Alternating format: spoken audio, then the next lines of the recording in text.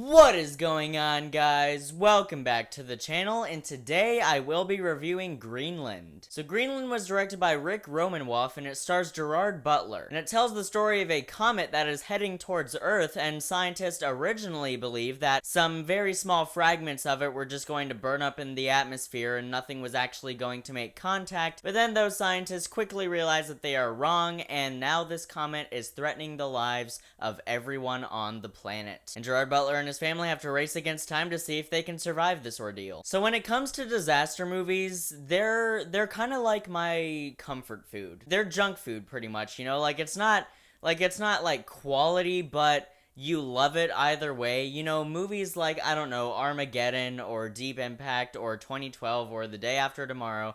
I love watching all these movies because they're just so incredibly entertaining. But it's been a while since we've actually had like a genuinely great disaster film. And not only that, the knowledge that Gerard Butler was the main star in this film wasn't really a big selling point for me. I love Gerard Butler and his smaller stuff, but his last disaster film, Geostorm, was not good. And so at first when I heard about this movie, I was like, I mean, I'm gonna watch it because I'm sure I'm just gonna have a blast watching it, you know, just because it's like all I wanted was to just like give me destruction and people running and, you know, I'll be satisfied. But then some reviews started to come out. The Rotten Tomatoes consensus came out, the IMDb ratings came out, the Metacritic ratings come out, and I'm like, wait a second, this doesn't seem right.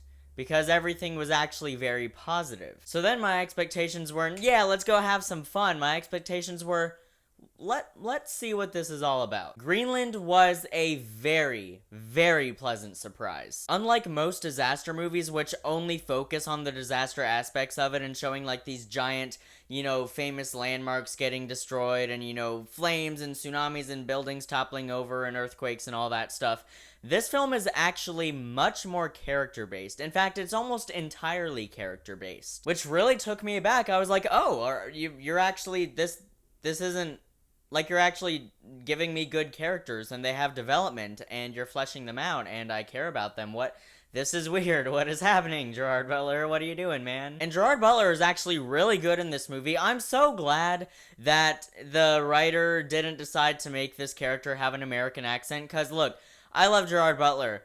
The man can't do an American accent to save his life, though. So I like that he just stuck with his native accent. And I know that doesn't really say a lot about his performance, but it just, in every other movie where Gerard Butler is doing an American accent, it just takes me out of it. So the fact that he's sticking to his native accent here, it added another level of authenticity. That doesn't really matter. He's really good in this movie. Everyone is really good in this movie. The kid is not annoying. The kid is actually very, very good in this film, and whoever plays Gerard Butler's wife, I'm sorry, I know I should have written down all the actors' names, but I didn't, and I apologize. It's also very well paced. A large majority of this movie is shot handheld, and that makes it feel very intense and very in the moment. It also has a lot of the benefits of having a low budget. Like, this isn't like an insanely low budget. It's about mid-budget range. If you're going into this film expecting just 2 hours of craziness and death and destruction and explosions, you might actually be somewhat disappointed. For me, though, that was really refreshing to see that they were taking a much more character-driven route with this type of a thing, and then throwing these characters that you care about into this surprisingly believable situation. They don't have really that much grand, enormous CGI spectacle to cut to, and that allowed the film to actually build quite a bit of tension. Like, the first fragment of the comet that hits the Earth, you don't see it like in this grand wide shot in this massive explosion. No, it's Gerard Butler and his family in their living room hanging out with friends, and they're watching the news report on it, and they're all like excited. They're like, oh, this is gonna be so cool, you know, it's fine, it's gonna land in the ocean. And then it's showing the shot of the ocean on the television, and Gerard Butler and everyone is just watching it, and you don't see an impact. And then you feel this vibration, and you realize it didn't land in the ocean, did it? No, you're all screwed. And you could just feel the energy in the room just drop. Like, you could feel it instantly go from, yay, this is gonna be so cool, like, come on kids, like, watch this, and then just, oh, this is, like, a threat. And then from then on, the tension just builds and builds and builds. Because in other disaster movies, they may very well be fun, but when you just see all this mass destruction happening and, you know, it goes to different countries and you see all these landmarks being destroyed, it's fun, but it takes away all tension because they're just showing you everything right off the bat. You know, there's no anticipation for just how bad things can get. When the movie hints to you how bad things can get, but it hasn't actually shown you yet, that builds tension because you're like, okay, so I'm aware that this can do really bad stuff, but I don't know how bad. That's what builds good tension. And then, of course, the inevitability of what eventually will happen, but you just don't know when. Also, the characters are smart. They're not idiots, especially the kid. Normally, in movies like this, the writer will use the kid, and the kid will make stupid decisions, and the writer will use that as an excuse and be like, well, the kid's a kid. You know, his brain's not developed, so he's stupid, and I can use that to create some more tension. But the kid in this movie is actually really smart. He makes really smart decisions, and that was just nice to see. There's also some really powerful side moments about the way society is reacting to this. Because, you know, in every disaster, you know, apocalyptic movie, you see, like, you know, there's riots and people are, like, robbing pharmacies and things like that. And you see all that in this movie.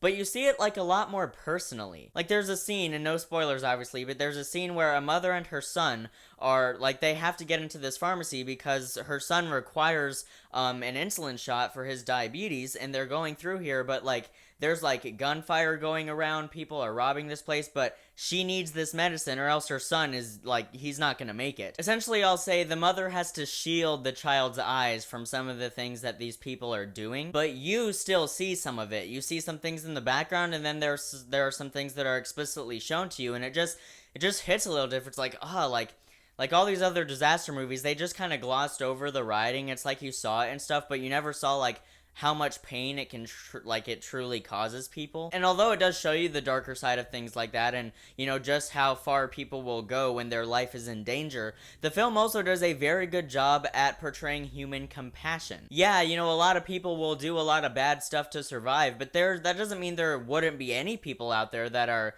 just completely focused on helping people get out of this situation. The film is also surprisingly emotionally powerful. As I said, this film is extremely character-based. It is focused on giving you well-developed characters, deep characters that are dealing with complex things, complex issues, making you care about them, and then just throwing them into this crazy situation. You follow them throughout the entire movie. You never cut to, you know, the military, like, walking down hallways really fast and waving forms around, and, you know, what I'm saying is important because I'm walking fast. There's never a big cheesy moment where, like, the general is, like, you know, leaning over the console, looking at the comet, like, hurling towards Earth and, like, prepare the missiles, or like you know the stuff I'm talking about, those cliches. It never does that. You're constantly with this family, and that also lends to making the film feel very tense and in the moment. In regards to issues with the movie, aside from those tropes, which thankfully weren't in this film, the film still does have a lot of the tropes and predictabilities that you've come to expect from the disaster genre. So because of that, there's very few, like, big surprises. Like, it's more just a bunch of tiny moments scattered out that are really surprising,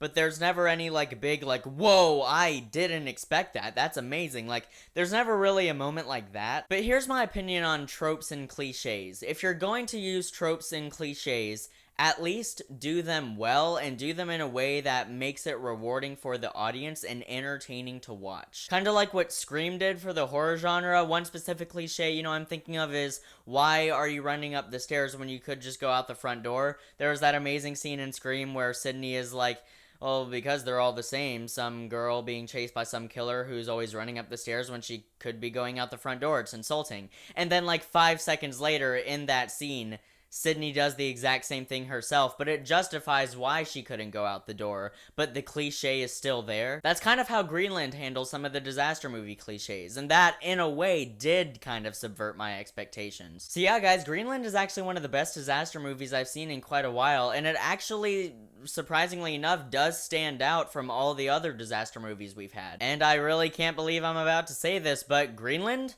gets an A-. I know, like, an actual, like, good disaster movie with Gerard Butler. So guys, Greenland, have you seen it? What did you think about it? Comment below and let me know your thoughts. Also, what is your favorite disaster film of all time? Also, little update here. I reviewed the show Death Note, the original anime series, on my YouTube channel. You guys know that I loved that show. It's one of my favorite shows of all time. I gave it an A+. Now, you may also know that there is a 2017 live-action Death Note Netflix film directed by Adam Wingard. I was requested to also review that film after reviewing the show, and I was like, I don't know if I want to sit through that movie again. Now, I will be completely honest with you. In my review of Death Note, I said that that film, that the live-action Death Note film was the definition of bad cinema. That is the exact quote. However, I rewatched it since then, and I have some thoughts. And that's all I'm going to say. I am going to be reviewing that film because, you know, it's just like I reviewed the show. I should probably review the movie. Yeah. So until then, thanks so much for watching, guys. It really does mean a lot. I'll see you in the next video. And until then, keep writing, keep shooting, and keep editing.